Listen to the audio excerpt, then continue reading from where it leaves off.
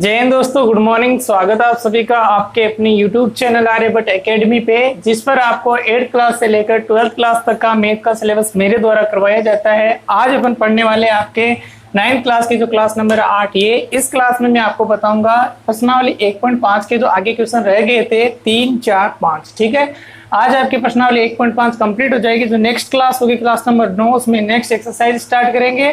और इससे पहले मैंने 7 क्लास अपलोड की थी, तो आपको यदि ये वीडियो अच्छा लगे तो वो भी आप देख लेना। उसके लिए आपको क्या करना है, टाइटल पे क्लिक करना है, नीचे डिस्क्रिप्शन में लिंक दिया गया, वहां पे क्लिक करते ही आपके पास में प्लेलिस्ट ओपन हो जाएगी। ठीक है, तो आप पहले आराम से इस वीडियो को देखिए, मैं आराम से आपको एक एक क्वेश्चन समझाता हूँ। देखो, तीसरा क्वेश्चन दिया गया आपको, और ये सभी के लगभग समझ में नहीं आता है कि है क्या ये, क्योंकि बड़ा है और ये जो थ्योरी है वो भी थोड़ी डीपली है। आपको याद होगा कि पाई को एक वृत्त की परिधि मान लीजिए सी। देखो, मैंने इतना पढ़ लिया तो मैं लिख देता हूं, माना वृत्त की परिधि कितनी दी गई है आपको, सी, और उसके व्यास माना डी, और व्यास कितना आपके डी के अनुपात में परिभाषित किया जाता है। और हमें पता है ये चीज कि पाई को वृत्त की परिधि और उसके आपके जो व्यास होता है उसके अनुपात में विभाजित किया जाता है। देखो, यदि मैं परिधि लिखता हूं यहाँ पे तो आ जाएगा 2 पाई आर, लिख दिया। यहाँ पे यदि व्यास लिखता हूं तो आएगा 2r, और यदि इसका अनुपात निकालेंगे, परिधि बट्टा इस व्यास का अनुपात निकालेंगे तो ये कितना आएगा आपके पाई। ये बात बोलिए अगले इस क्वेश्चन में, ये बोलिए कि आपको याद होगा कि पाई को एक वृत्त की परिधि और उसके व्यास के अनुपात से परिभाषित किया जाता है। ठीक है, कि पाई मतलब एक्चुअली पाई है क्या, तो पाई आपके वृत्त की परिधि और वृत्त के व्यास का अनुपात है। ठीक है, अब देखो आगे क्या बोला, अर्थात pi equal to c upon d. C upon d कैसे हुआ, मैंने इसको क्या माना परिधि, इसको क्या माना आपके व्यास को माना डी। तो देखो, पाई होता है वो होता है आपके परिधि का, और आपके बट्टा होता है व्यास, वहां पे किया था अपन ने। तो ये जो आपके पाई हो गया सी अपॉन डी, लिख सकते हैं ना इसको। अब देखो दिक्कत क्या आ गई, दिक्कत ये आ गई कि ये इस तथ्य का अंतर्विरोध करता है, मतलब ये अंतर्विरोध करता है या नहीं करता वो दिखाना आपको। हुआ प्रतीत होता है पाई अपरिमेय। इस अंतर्विरोध का निराकरण आप किस प्रकार करेंगे, मतलब ये इसका अंतर्विरोध करता या नहीं करता, और इसका आप निराकरण कैसे करेंगे, यह आपको प्रूव करना है। ठीक है, तो देखो आपके पास में जो वृत्त होता है वो ये होता है ये, और उसमें ये यहां से लेकर यहां तक त्रिज्या होती है, ये पूरा व्यास होता है। ठीक है, अब देखो इसने बोला है कि हमें पता है कि सब जानते हैं एक चीज कि एक पाई है वो एक अपरिमेय संख्या, इसको गांठ बांध लेना, कहीं पे लिख लेना। पाई आपके पास में क्या है, अपरिमेय संख्या, अपरिमेय संख्या है। ठीक है, और आपके जो C अपॉन D है वो क्या आपके, ये एक परिमेय संख्या हो गई। कैसे, क्योंकि इसको P बटा Q के रूप में लिख सकते हैं, और जिस संख्या को P बटा Q के रूप में लिख सकते हैं वो एक परिमेय संख्या होती है। तो ये क्या आपके पास में एक परिमेय संख्या है। ठीक है, अब देखो बात क्या है इसमें, अब ये आपके एक अंतर्विरोध है। ठीक है, अंतर्विरोध मतलब अंतर्विरोध कैसे, देखो ये एक अपरिमेय संख्या है, ये एक परिमेय संख्या, ये तो बात बैठी नहीं। यदि यहाँ बराबर होता है तो ये चीज और ये चीज बराबर होती है, यदि ये अपरिमेय तो ये भी आपके अपरिमेय संख्या होती है। ठीक है, आपको इस चीज को बताना है कि आपकी फिर ये है, यदि ये अपरिमेय तो ये भी तो अपरिमेय होनी चाहिए ना। तो मैं क्या करूंगा इस क्वेश्चन में, only for c upon d को अपरिमेय सिद्ध करूंगा। देखो, यदि ये अपरिमेय है तो ये भी अपरिमेय है। अब ये अपरिमेय कैसे आपको बताता हूं मैं। देखो, आपके पास में जो परिधि होती है उसका पूरा फिक्स माप नहीं होता, मतलब जब आप इसका माप करोगे, ये 10 सेंटीमीटर है। ठीक है, और ये आपके 24 सेंटीमीटर है। तो यदि हम 10 सेंटीमीटर की या 24 सेंटीमीटर की लाइन खींचते हैं ना ऐसे, तो आप क्या करोगे, यदि आप किसी भी पैमाने से, किसी स्केल से इसको पूरा जूम करके देखोगे तो ये आपके मान लगभग होता है, कभी भी 10.1 नहीं होता। आपके 10.1 आगे 2, 3 कुछ हो सकता है। मतलब मेरा कहने का मतलब है कि आपके पास में एक संख्या रेखा होती है, उसमें आपके 0, 1, 2, 3, 4 रहता है, बीच में 10 लाइन होती है ना, उन 10 लाइन के बीच में 10 लाइन होती है, फिर उन 10 लाइन के बीच में 10 लाइन होती है, फिर उन 10 लाइन के बीच में 10 लाइन होती है। ठीक है, तो आपके कभी भी कोई भी वैल्यू आपके फिक्स नहीं होती। ये आपके जो ये इसका माप आएगा ना, ये 24 नहीं आएगा, 24.0001 सेंटीमीटर हो सकता है ये, ठीक है। तो यदि देखो ये आपके फिक्स नहीं है तो ऐसे होगा 24.0001 कुछ आगे तक, ठीक है। तो देखो मैंने क्या बोला कि आपके पास में एक शांत संख्या होती है, एक अशांत संख्या होती है। जो शांत संख्या होती है वो क्या होती है, परिमेय संख्या होती है। जो अशांत संख्या क्या होती है, अपरिमेय संख्या होती है। तो ये क्या आपके अपरिमेय, अरे अपरिमेय, अब ये अभी 10 है तो 10 को ऐसे लिखेंगे 10.001, मतलब फिक्स 10 तो है नहीं ये, तो ये भी आपके देखो अपरिमेय है। मैंने क्या बोला कि जब तक अशांत जो आपके प्रसार होता है वो क्या होता है, अपरिमेय। तो यदि ये दोनों अपरिमेय है तो ये पूरा अपरिमेय हो गया, ये पहले से अपरिमेय, ठीक है। तो आपके ये इसका अंतर्विरोध नहीं करता, यह इसका अंतर्विरोध नहीं करता। क्यों? क्योंकि C व D का मान सन्निकट होता है, सन्निकट होता है मतलब लगभग होता है, ठीक है। मेरे हिसाब से आपके समझ में आ गया होगा। इस प्रकार आपको एक लाइन लिखनी है, अंतर्विरोध नहीं करता, ये भी आपके परिमेय नहीं है, परिमेय संख्या है, ठीक है। अब देखो क्वेश्चन नंबर करते हैं 4, जो कि आपके है थोड़ा सा ज्यामितीय निरूपण प्रकार पेंसिल स्केल इसमें चाहिए, लेकिन मैं आपको आराम से धीरे से इसको समझा दूंगा और आप आराम से कर सकते हो। तो आप क्या कीजिए, प्रकार पेंसिल रबड़ स्केल जो कि आप ले लीजिए, देखो, और जैसे जैसे बता रहा हूं वैसे वैसे कर लेना। देखो संख्या रेखा पर 9.3 को प्रदर्शित कीजिए। देखो मैं स्टेप बाय स्टेप आपको बता रहा हूं, मैं कोई भी चीज यूज नहीं ले रहा हूं, आपको बता रहा हूं, आप आराम से यूज मतलब उसका यूज करके ही करना। देखो पहले आपको क्या करना है, सर्वप्रथम मैं देखो रचना है ना वो मुंह से बोल रहा हूं, आप लिख लेना। सर्वप्रथम हमने 9.3 सेंटीमीटर यहां से लेकर यहां तक की दूरी 9.3 सेंटीमीटर की एक लाइन खींची, ठीक है। उसके बाद में हमने ये इसका नाम दे दिया ए बी, और हमने फिर बी से 1 सेंटीमीटर की लाइन खींची। क्या खींची, बी से 1 सेंटीमीटर की आपके लाइन खींची।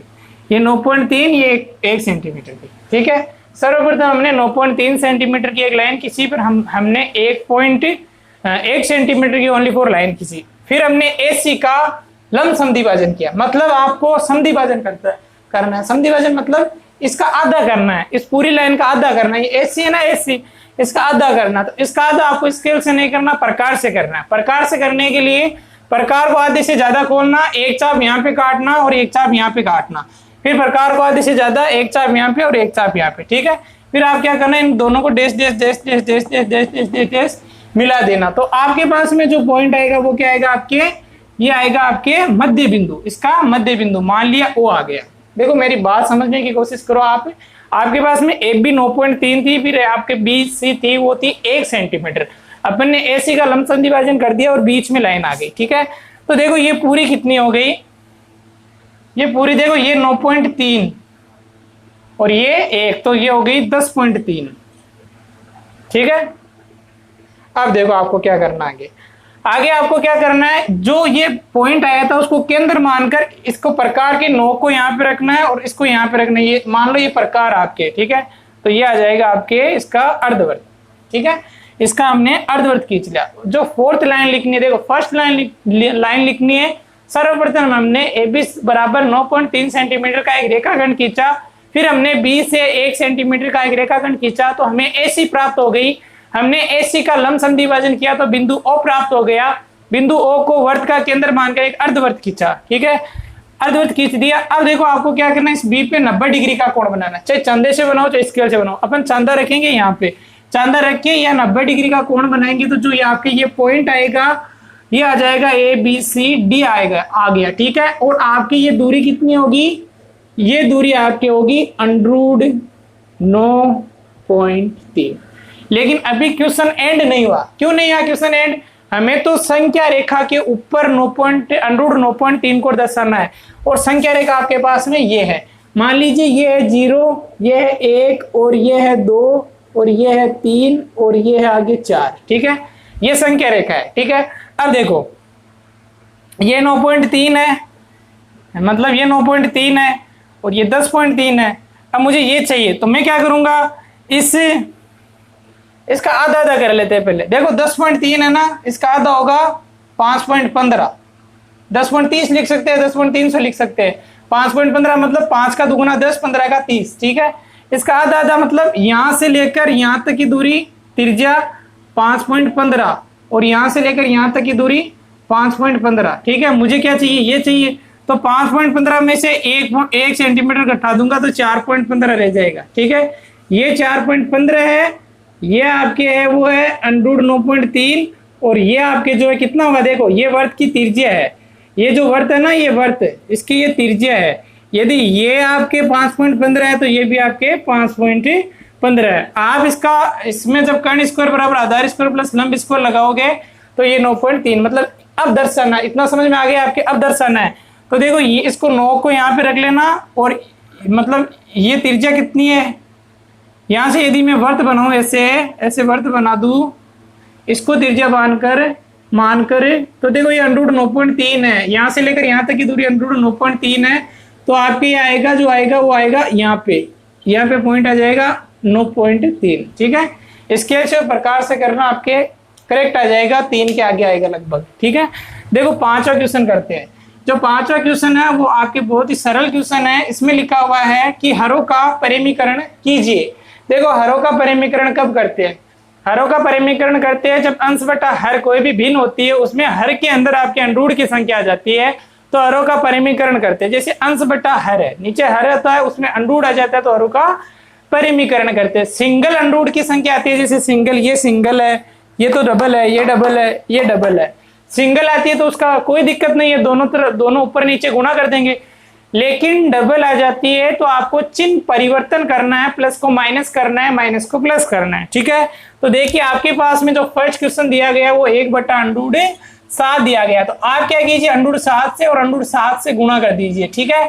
इसको जब √7 से गुणा करेंगे तो √7 आएगा और √7 से करेंगे तो 7 आएगा और ये आपके आंसर हो जाएगा, ठीक है। देखो सेकेंड क्वेश्चन, देखो गुणा ही करना आपको डबल बार। देखो 1/√7 दिया गया है, फिर √6 दिया गया है, किसमें, माइनस में। मैंने क्या बोला, इसका गुणा तो करना है यहाँ पे, लेकिन चिन्ह क्या करना है आपको, चेंज करना है। ये हो जाएगा √7 प्लस हो जाएगा ये √6 और √7 प्लस √6। देखो एक को जब इससे गुणा करेंगे तो √7 प्लस √6 आएगा और यहाँ पे एक फॉर्मूला लगेगा। अब आप बोलोगे सर कौन सा फॉर्मूला लगेगा, a + b × a - b equal to होता है a² - b², ठीक है। यहाँ पे a + b a - b ये दो कोष्टक है, तो a² - b², a का मान √7 है और b का मान √6। इसे अंडूर से स्क्वायर से अंडूर कट जाएगा, तो ये रह जाएगा √7 प्लस √6